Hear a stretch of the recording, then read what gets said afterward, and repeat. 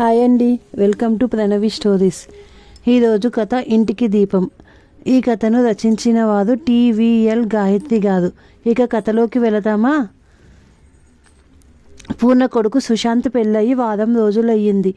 ఇక్కడ 3 నిద్రలు అయ్యాక అత్తగారింటికి వెళ్ళారు నూతన వధూవరులు. అక్కడ నుండి వారు హనీమూన్కి వెళ్ళి వద్దామనుకున్నారు. ఇంకా పెళ్లి చేసిన అలసట తీరలేదు పూర్ణకు. ఆడపిల్ల పెళ్లి కంటే మగపిల్లవాడి పెళ్లి చేయడం కష్టం అనిపించింది. వెళ్ళేదాకా సర్దుకోవడం, వచ్చిన బంధువులను చూసుకోవడం, అక్కడ పెళ్ళి, ఆ తర్వాత వచ్చి సత్యనారాయణ స్వామి వ్రతం చేసుకోవడం, రిసెప్షన్, ఇంత ముగిసేసరికి బాగా అలసిపోయింది పూర్ణ. దీనికంటే 2 ఆడపిల్లల పెళ్ళిళ్ళు చేయడం సులభం అనుకుంటూ పక్క మీద నుండి లేచింది. రాఘవ ఇంకా లేవనే లేదు. ఇంకో 2 రోజులు ఇంట్లోనే ఉంటాడు. ఆ తర్వాత అతడికి ఆఫీసు మొదలవుతుంది. పని ఏమీ చేయాలనిపించడం లేదు పూర్ణకి. బద్ధకంగా పడుకోవాలనిపిస్తుంది. అదృష్టం, పని మనిషి వస్తుంది. ఇప్పుడు అది కానీ డుమ్మా కొడితే ఇంకేమైనా ఉందా అనుకుంది.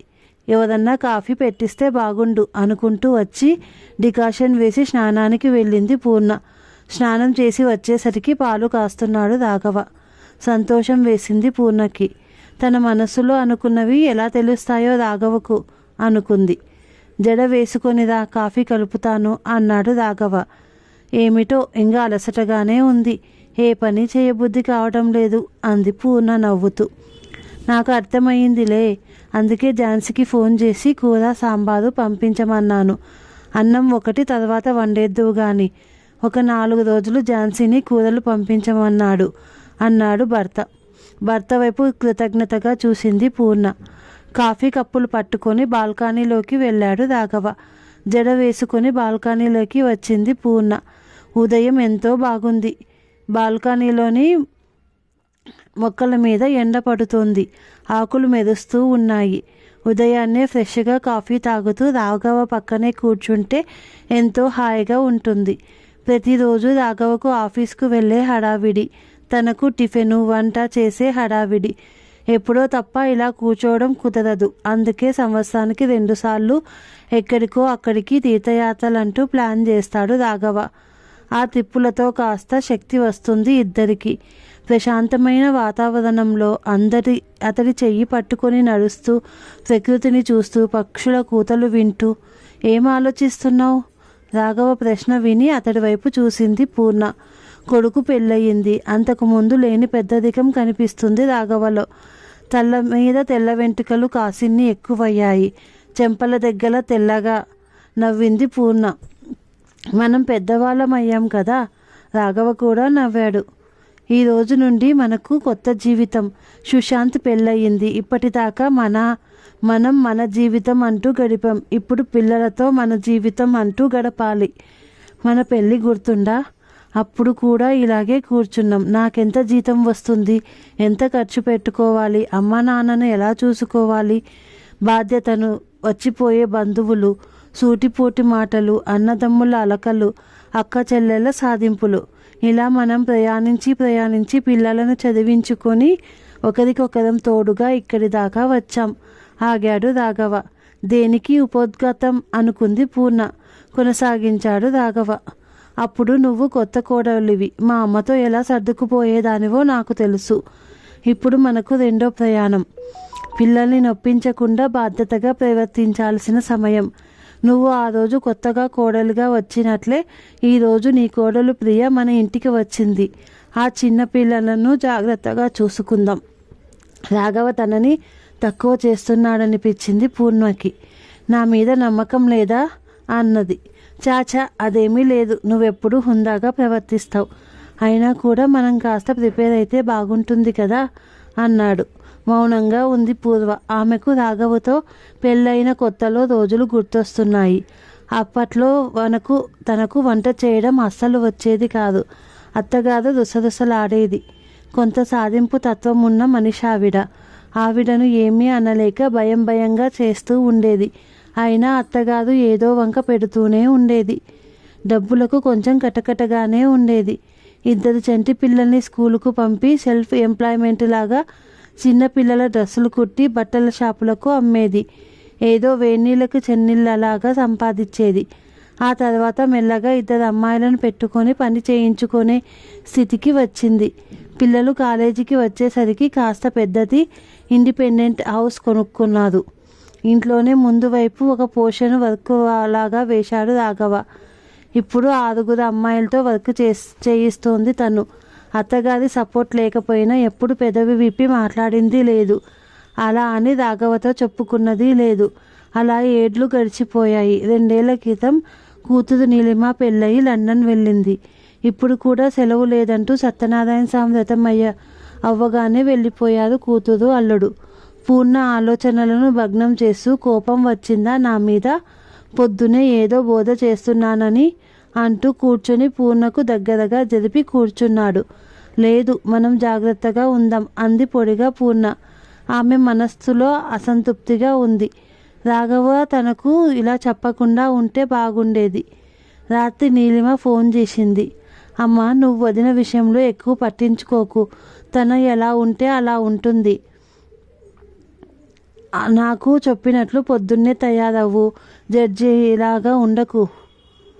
ఆ నైటీ ఏంటి? మంచి డ్రెస్ వేసుకో, త్వరగా స్నానం చేసిరా అంటూ సాధించకు. నేనంటే కూతుర్ని, మనం తగువలాడుకున్నా బాగుంటుంది. వచ్చేది కోడలు, కాస్త జాగ్రత్తగా ఉండు ప్లీజ్ అంది. మండిపోయింది పూర్ణకు. ఏడుపు కూడా వచ్చింది. పొద్దున్నే మీ నాన్న లెక్చరర్ అయ్యింది, ఇప్పుడు నువ్వు మొదలు పెట్టావు. అవును, నేను గవ్యాలి గంపని, అందరినీ సాధించుకు తింటాను. పెట్టయ్యవే ఫోను, ఇంకొక మాట మాట్లాడితే ఊరుకోను అంటూ ఎగిరింది. ఒక్కసారిగా దుఃఖం పొంగుకొచ్చింది పూర్ణకు. వెక్కి వెక్కి ఏడవడం మొదలుపెట్టింది. నిస్సహాయంగా చూస్తున్నాడు రాఘవ. పూర్ణ ఎందుకు అర్థం చేసుకోవడం లేదు? ఈ కాలంలో పిల్లలకు ఓర్పు సహనం తక్కువ. ఏదన్నా తేడా వస్తే విడాకులు అంటారు. వాళ్ళిద్దరు అడ్జస్ట్ అవడమే గొప్ప విషయం. పెద్దవాళ్ళం, కొంచెం అర్థం చేసుకొని పిల్లలకు సపోర్టుగా ఉండాలి. అటు పిల్లలకు పెద్దవాళ్లకు కూడా ఇది చాలా క్లిష్టమైన సమయం. ఇంకా మాట్లాడితే ఇది పెద్దవాళ్లకు పరీక్షా సమయం. పూర్ణ పక్కన వచ్చి కూర్చున్నాడు రాఘవ మధుస్వరంతో. చూడు పూర్ణ, నువ్వు చెడ్డదానివని ఎవరం అనుకోవడం లేదు. ఇప్పుడున్న పరిస్థితులకు తగ్గట్టుగా మనల్ని మనం మార్చుకోవాలి. చాలా ఏళ్ళుగా మనం మన పద్ధతులలో జీవితాన్ని దిద్దుకుంటూ వస్తున్నాం. మన అలవాట్లు కానీ పద్ధతులు కానీ తెలియని అమ్మాయి మన ఇంటికి వస్తుంది. మనం కొంచెం జాగ్రత్తగా ఉంటే మన బిడ్డల భవిష్యత్తు బాగుంటుంది. అంతకంటే ఇంకేమీ లేదు అన్నాడు రాఘవ. కళ్ళనీళ్లు తుడుచుకుంది పూర్ణ. మనస్సులో కోడలంటే భయం వేస్తుంది. ఏం మాట్లాడితే ఏమొస్తుందో అనుకుంటుంది. పోనీ వాళ్ళను విడిగా ఉండమందాం అంది. అదేమీ అవసరం లేదు పూర్ణ, కొంచెం సంయమనం పట్టించుకొనితనం కావాలి. నీలిమకు ప్రతి విషయంలో సలహాలు ఇస్తూ ఉంటావు కదా, అదే నీ ఫ్రెండ్ కూతుర్ని పట్టించుకుంటావా? కొంచెం కొంచెం అర్థమవుతుంది పూర్ణకు. పిల్లల విషయంలో మనం అతిగా ఇన్వాల్వ్ అవ్వద్దు. కోడలితో స్నేహంగా ఉండాలి. అలా అని ఆ అమ్మాయి స్వేచ్ఛకు భంగం కలిగించకూడదు. రాఘవ కళ్ళలోకి చూసింది పూర్ణ. అతడి కళ్ళల్లో ప్రేమ కనిపిస్తోంది. సరే, మీరు కొన్ని రోజులు ఆఫీసుకు సెలవు పెడతారా? నాకు కొంచెం బాగుంటుంది అంది పూర్ణ ప్రాధేయపడుతూ. చూస్తాను, కానీ నువ్వే మేనేజ్ చేసుకోగలవు. నువ్వు సమర్థంగా ఎన్ని పనులు చేయలేదు. ఇది నీకు చాలా సులభం. జస్ట్ నీలిమ నేను గుర్తు చేస్తున్నామంతే. రాఘవ అలా చెబుతుంటే ధైర్యం వస్తుంది పూర్ణకు. ఆ రోజు రాత్రి నిద్ర పట్టలేదు ఆమెకు. 4 రోజులకు సుశాంత్ ప్రియలు వచ్చారు. పిల్లలతో సాధారణంగా గడుపుతున్న పూర్ణ మనస్సులో కొంత అలజడిగానే ఉంది. ఆమె అన్నాడు పొద్దున్నే 5ంటికే లేచింది పూర్ణ. వంట టిఫిను చేసి హాట్ బాక్స్లో పెట్టి తను వర్క్ షాప్కు వచ్చింది. 10ంటికి ప్రియ వచ్చింది. ఆమె ఉద్యోగ ప్రయత్నాలు చేస్తూ సర్టిఫికేట్ కోర్సులు చేస్తోంది. కోడలిని చూసి స్నేహంగా నవ్వింది పూర్ణ. ఇక్కడ నేనేమైనా చెయ్యనా అని అడిగింది ప్రియ. నీకు టైం ఉంటే చేద్దువు గాని అంటూ తను తయారు చేసే డ్రెస్సుల డిజైన్స్ కోడలికి చూపించింది పూర్ణ. మీరు మంచి బిజినెస్ ఉమెన్ అంటూ మెచ్చుకుంది ప్రియ. కాసేపటికి సుశాంత్ కూడా వచ్చి తల్లితో కాసేపు కబుర్లు చెప్పారు. పిల్లలిద్దరూ ఇంట్లోకి వెళ్ళిపోయారు. వారం రోజులు గడిచాయి. పూర్ణకు రోజు అదే దినచర్య. వంట చేసి పెట్టడం, కొడుకు కోడలు నిద్రలేచేసరికి వర్క్ షాపుకు రావటం. ఎప్పటిలాగే ఎక్కువగా బిజినెస్ మీద దృష్టి పెట్టింది. తన స్నేహితురాలు సదలతో కలిసి పేద పిల్లలకు బట్టలు కుట్టి సప్లై చేయడం మొదలుపెట్టింది.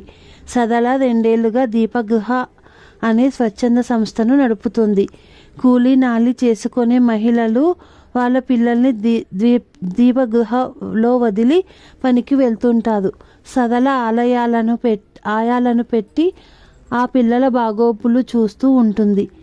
సదల సిటీలో ఉండే 10-12 స్కూళ్లకు వెళ్ళి మాట్లాడి స్టూడెంట్స్కు పనికిరాని యూనిఫామ్లను తీసుకువచ్చి వాటితో దీపగృహలోని పిల్లలకు డ్రెస్సులు తయారు చేయించి ఉచితంగా పంచుతుంది. సదల తెచ్చి పెట్టిన పాత యూనిఫామ్లను దీపగుహలోని పిల్లలకు సైజుకు తగ్గినట్టుగా కుట్టి పంపించడమే కాకుండా బస్తీలో ఉండే పేద పిల్లలకు కూడా కుట్టిస్తోంది పూర్ణ. దీనికోసం ప్రత్యేకంగా 2 అమ్మాయిలను పెట్టుకుంది. ఇక శని ఆదివారాలలో బస్తీలోని పేద పిల్లలకు ట్యూషన్లు చెప్పే సంస్థలో చేరి పాఠాలు చెప్పి వస్తోంది. ఇలా తనను తాను బిజీగా ఉంచుకుంటూ గడుపుతోంది పూర్ణ. కేవలం వంట చేయటానికి, కాసేపు విశ్రాంతి తీసుకోవటానికి మాత్రమే ఇంటి లోపలికి వస్తుంది. ప్రియ తన చదువులో తానుంటుంది. పిల్లలు ఎక్కడికి వెళ్తున్నారు, ఏమి తింటున్నారు అనే ఆలోచన కూడా మనస్సులోకి రానంతగా పనిలో పడిపోయింది పూర్ణ. భార్యలోని మార్పును గమనించాడు రాఘవ. పూర్ణ ఇంతకు ముందులా తన వెనక తిరగడం లేదు. తనతో కలిసి కబుర్లు చెప్పడం లేదు. అలసిపోయి వస్తుంది. ఇంట్లో మనుషులు ఉన్నారని మర్చిపోయినట్లుగా ఉంది అనుకున్నాడు. ఒకరోజు రాత్రి పూర్ణిమను కదిలించాడు రాఘవ. ఆ మురికి వాడల్లోకి వెళ్ళి పాఠాలు చెప్పడం ఎందుకు? అక్కడ పందులు, కుక్కలు తిరుగుతూ ఉంటాయి. ఆ శిథిలమైన స్కూల్లో కూర్చొని బీద బిక్కిని ఉద్ధరించడం అవసరమా? పైగా చిన్న వయసు కూడా కాదు. నీ ఆరోగ్యం చూసుకో పూర్ణ. అక్కడి దోమలకు ఏ డెంగ్యూనో పట్టుకుంటే తట్టుకోలేవు. బదులు చెప్పలేదు పూర్ణ. దాదాపు 4-5 నెలలు గడిచిపోయాయి. ఒంటరితనం పీడిస్తోంది రాఘవను. ఆ శుక్రవారం రాత్రి ప్రియ, సుశాంతులు సరదాగా టూరుకు వెళ్ళారు. శనివారం పొద్దున్నే 5ంటికే అలారం పెట్టుకొని లేచాడు రాఘవ. పాలు కాచి డికాషన్ వేసి స్నానం చేసి వచ్చి దీపారాధన చేసి పూజ చేసుకుంటున్నాడు. గంట మోగుతుంటే కళ్ళు విప్పింది పూర్ణ. రాఘవకు ఎటైనా వెళ్ళే పని ఉందా? ఇంత త్వరగా లేచి పూజ చేస్తున్నాడు అనుకుంటూ వచ్చింది. కాసేపు పడుకోలేకపోయావా? ఇంకా తెల్లవారలేదు. నవ్వుతూ పలకరించాడు రాఘవ. ఎక్కడికైనా వెళ్ళాలా అని అడిగింది. లేదు పూర్ణ, మెలకువ వచ్చింది. ఎలాగో నిద్రలేచాను కదా అని పూజ చేస్తున్నాను. నువ్వు కూడా వస్తావా? కాసేపు కింద గార్డెన్లో తిరిగి వస్తాం, కాస్త ఫ్రెష్గా ఉంటుంది అన్నాడు. కాసేపటికి తయారై వచ్చింది పూర్ణ. గార్డెన్లో చెట్ల కింద నడుస్తున్నారు ఇద్దరు. రాఘవ చెయ్యి పట్టుకున్నాడు. ఈ మధ్య నాతో అస్సలు మాట్లాడనంత బిజీ అయ్యావు పూర్ణ. నేను ఆఫీస్ నుండి వచ్చేసరికి నీ వర్క్ కట్టేసి నా కోసం ఎదురు చూస్తూ ఉండేదానివి. ఈ 4 నెలల నుండి నన్ను పట్టించుకోవడం మానేశావు. నా మీద కోపం వచ్చింది కదా? పిల్లలిద్దరూ బాగానే ఉంటున్నారు. ఈ వయసులో మనం విడివిడిగా ఉంటున్నామనిపిస్తుంది. మొదట్లో నేను వాళ్ళ గురించి భయపడి నిన్న హెచ్చరించాను. నువ్వు ఇంతలా హట్ అవుతావని అనుకోలేదు. పూర్ణ అతడి వైపు చూసింది. రాఘవ కళ్ళల్లో దిగులు కనిపిస్తోంది. మెల్లగా అతడి చెయ్యి విడిపించుకొని అక్కడ బెంచి మీద కూర్చుంది. పక్కనే కూర్చున్నాడు రాఘవ. నేను మీకు బాధగా వచ్చాను. కోడలిగా, పిల్లలకు తల్లిగా నా బాధ్యతలు బాగానే నెరవేర్చాననుకుంటున్నాను. అత్తగారికి భయపడుతూ డబ్బులు సరిపోతాయో లేదోనని దిగులు పడుతూ పిల్లల పెంపకం, వాళ్ళు ఏ దురవాట్లు చేసుకోకుండా చదువుల్లో బాగా రాణించడానికి శ్రమ పడడం, పిల్లలకు మంచి సంబంధాలు చూసి చేయడం, ఇలా ప్రతి స్టేజిలోనూ నాకు టెన్షన్. మీరు సపోర్టుగా ఉన్నారు, కాదనడం లేదు. కానీ చివరకు కోడలు ఇంటికి వస్తే కూడా నాకే ఎందుకు టెన్షన్? నా అస్తిత్వం ఏమిటో కూడా నాకు తెలియటం లేదు. నేను మాత్రమే సర్దుకుపోవాలి, నేను మాత్రమే అడ్జస్ట్ అవ్వాలి. ఇంత చేసినా నాకున్న గుర్తింపు ఏమిటి? ఒకవేళ కొడుకు కోడలు విడాకుల దాకా వస్తే దానికి కారణం నేనే అవుతాను. ఎందుకో నాకు మీ అందరికీ దూరంగా వెళ్ళిపోవాలని ఉంది. ఆడపిల్లగా పుట్టినప్పటి నుండి ఇలా ఉండు, అలా ఉండు అనే బోధలు వింటూనే ఉన్నాను. ఈ తరం అమ్మాయిలకు ఆ బాధ లేదు. ఎవరు వాళ్లకు బాధ్యతల గురించి చెప్పరు, హక్కులు మాత్రమే నేర్పించి పెడుతున్నారు.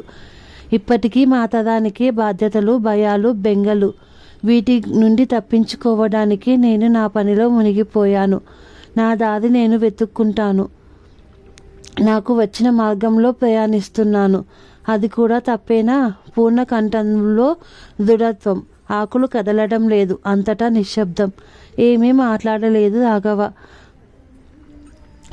పంచభూతాలన్నిటికీ వినిపించిందా? గాలి సానుభూతిగా ఆమెను సృష్టించింది. పూర్ణ ప్రశ్నకు రాఘవ దగ్గర సమాధానం లేదు. పాత పూర్ణని ఎలా వెనక్కు తెచ్చుకోవడం? ఇంకో నెల గడిచింది. ఆ రోజు శనివారం. బస్తీలో పిల్లలకు ఇంగ్లీష్ గ్రామర్ చెబుతోంది పూర్ణ. టీచర్, కొత్త సారు వచ్చారేమో, మేడంతో మాట్లాడుతున్నారు. కిటికీలో నుంచి చూపిస్తూ చెప్పారు పిల్లలు. స్వచ్ఛంద సంస్థ చైర్మన్ అంజలితో మాట్లాడుతున్నాడు ఒకతను. పువ్వుల చొక్కా. అతడు అటువైపు తిరిగి ఉండడం వలన మొహం కనిపించలేదు పూర్ణకు. బడిలో పాఠాలు చెప్పడానికి రిటైర్డ్ అయిన వాళ్ళు వస్తూ ఉంటారు. పాఠం కొనసాగించింది పూర్ణ. క్లాస్ అయ్యాక బయటకు వచ్చింది. ఎవరూ కనిపించలేదు. మధ్యాహ్నం అయ్యిందని చెట్టు కింద కూర్చొని బ్యాగ్లో నుంచి లంచ్ బాక్స్ తీసింది. ఇంకో 2 క్లాసులు తీసుకొని ఇంటికి వెళ్ళాలి. ఇల్లు గుర్తొస్తే ఎందుకో బెంగ కలుగుతోంది. అందరూ ఉన్నా ఏదో ఒంటరితనం. రాఘవ ప్రేమగానే ఉన్నాడు. ఎందుకో తనకే పరాయితనంగా ఉంటుంది. Hello teacher. రాఘవ గొంతు వినపడింది. తల తిప్పి చూసింది పూర్ణ. పువ్వుల చొక్కా వేసుకొని నిజంగానే రాఘవ. లేచింది పూర్ణ. నేను లేకుండా నువ్వు ఒకదానివే తినేయగలవు. నేను అలా ఉండలేనబ్బా అంటూ పక్కన కూర్చున్నాడు రాఘవ. నోట మాట రాలేదు పూర్ణకు. మీ అంజలితో మాట్లాడాను. పాఠాలు చెప్పడానికి కాదు, స్కూలు బాగు చేయడానికి. మా ఊరి మేయరు తమ్ముడు నా కొలీగ్. అతడితో వెళ్ళి మేయర్తో మాట్లాడాను. డబ్బులు శాంక్షన్ చేశాడు. ఆ పని మీద వచ్చాను. నువ్వుండే పరిసరాలు శుభ్రంగా ఉంచాలి కదా. ఈ మురికివాడను బాగు చేయడానికి ప్రభుత్వం వైపు నుండి కృషి చేస్తున్నాం. స్వచ్ఛ భారత్ ప్రోగ్రాం అన్నమాట. రాఘవ చెబుతూ ఉంటే కళ్ళల్లో నీళ్లు వచ్చాయి పూర్ణకు. భర్త చెయ్యి పట్టుకుంది. దూరంగా సుశాంత్ వస్తూ కనిపించాడు. అతడి వెనకాల ప్రియతో మాట్లాడుతూ అంజలి. ఆ వెనుక ఎవరో గవర్నమెంట్ ఆఫీసర్లు. అలాగే చూస్తుంది పూర్ణ. దగ్గరగా వచ్చారందరూ. ప్రియా, సుశాంత్, రాఘవలు ఆఫీసర్లతో మాట్లాడుతూ ఏమేమి చేయాలి చెబుతున్నారు. ఆఫీసర్లు వచ్చారు కాబట్టి పిల్లలకు క్లాసు లేదు. పిల్లలు కేరింతలు కొడుతూ వెళ్ళిపోయారు. 2 గంటల తర్వాత అంజలి దగ్గర సెలవు తీసుకున్నారు రాఘవ వాళ్ళు. కారు ఎక్కుతుంటే ఈ పువ్వుల షర్ట్ ఏమిటి? బయటకు వచ్చేటప్పుడు కొంచెం డీసెంట్ డ్రెస్ వేసుకోవాలి కదా. కోపంగా అంది పూర్ణ. నవ్వాడు రాఘవ. ఎప్పుడు ఏ చొక్కా వేసుకోవాలో నువ్వు చెప్పంది నాకెలా తెలుస్తుంది? రాఘవ నవ్వుతుంటే కోపం నశాలానికి అంటుతోంది పూర్ణకి. కొడుకు వైపు తిరిగింది పూర్ణ. నువ్వేంట చింపాంజీలా ఆ జుట్టు, గడ్డము, అలా షార్ట్స్తోనే వచ్చేశావు. వాళ్ళందరూ ఏమనుకుంటారు? ఈ మధ్య నువ్వు మమ్మల్ని పట్టించుకోవడం లేదు కదమ్మా. అసలు నువ్వు మాతో మాట్లాడి ఎంత కాలమైందో తెలుసా? నివ్వెరపోయింది పూర్ణ. తల్లి భుజం చుట్టూ చెయ్యి వేశాడు సుశాంత్. నువ్వు పరాయి దానిలాగా ఉంటే ఎంతో బాధగా ఉంటుందమ్మా. నువ్వు మమ్మల్ని దిద్దుతూ ఉండాలి. మా విషయాలు పట్టించుకోవాలి. మంచి చెడు చెబుతూ ఉండాలి. నువ్వు మమ్మల్ని వదిలేస్తావా చెప్పు? నువ్వే ఇంటికి కమాండర్వి, కెప్టెన్వి. నువ్వు వదిలేస్తే మాకు ఎలా ఉండాలో, ఏం చేయాలో ఎలా తెలుస్తుంది? కళ్ళ నీళ్ళు ఉబికి వస్తున్నాయి పూర్ణకు. పదండి అత్తయ్య, ఈరోజు వంట నేను చేస్తాను. ఎలా చేయాలో చెప్పండి, నేర్చుకుంటాను ప్రియా అంది. వెనుక సీట్లో రాఘవ భుజం మీద తల వాల్చి కూర్చుంది. ఇప్పుడు ఆమె మనసు తేటగా ఉంది. అందులో కుటుంబ సభ్యుల మీద ప్రేమానురాగాలు పొంగిపోలుతున్నాయి. ఇంటికి దీపం ఇల్లాలు. ఆ దీపం మసకబారితే ఇల్లు చీకటవుతుందని పూర్ణ కుటుంబ సభ్యులు తెలుసుకున్నారు. కాదు కదిలింది. ఓకే అండి, ఈ కథ ఇంతటితో సమాప్తం. ఈ కథ నచ్చినట్టయితే లైక్ చేయండి, షేర్ చేయండి, సబ్స్క్రైబ్ చేయండి.